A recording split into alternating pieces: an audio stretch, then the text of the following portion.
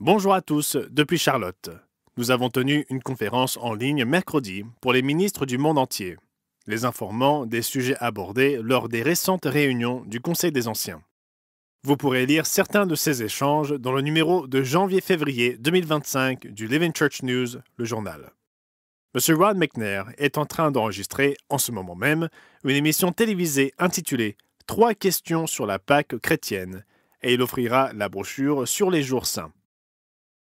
M. Michael Haycoop annonce une nouvelle conférence du monde de demain en ligne. Celle-ci est prévue cette année, pendant la semaine du 13 décembre. Je serai au Canada pour donner la conférence sur les preuves de l'existence d'un Dieu réel. J'y enregistrerai également 3 émissions d'origine canadienne. Les employés de la Poste au Canada ont débrayé il y a une semaine, déclenchant une grève des services postaux dans tout le Canada. Et voici quelques-unes des conséquences. Quelques 85 000 passeports sont actuellement bloqués, ce qui perturbe de nombreuses vies. Mais la grève affecte également l'œuvre. De nombreux membres éco-ouvriers font des virements en ligne pour envoyer leurs dîmes et offrandes.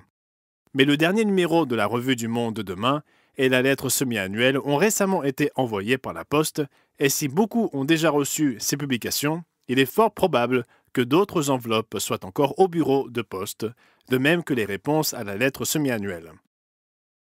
Cela aura également un impact sur la livraison des brochures et des cours de Bible. Nous vous prions donc de garder ces questions dans vos prières. La fête de l'Action de grâce est célébrée au Canada lors du 2e lundi d'octobre et aux États-Unis le 4e jeudi de novembre, c'est-à-dire la semaine prochaine. En plus de la différence de date, les 2 célébrations sont, selon le site almanach.com, différentes à 3 égards. L'origine de chacune est similaire, sans être la même. La fête de l'Action de grâce est un peu moins importante au Canada qu'aux États-Unis, où Thanksgiving est l'une des plus grandes fêtes de l'année. Pour beaucoup, il s'agit d'une fête de 4 jours passés avec des amis et des membres de la famille éloignés. De plus, il n'y a pas d'engouement pour le shopping après l'Action de grâce au Canada, alors qu'il y en a aux États-Unis. Qu'on les aime ou qu'on les déteste, le Black Friday et le Cyber Monday font désormais partie du Thanksgiving américain.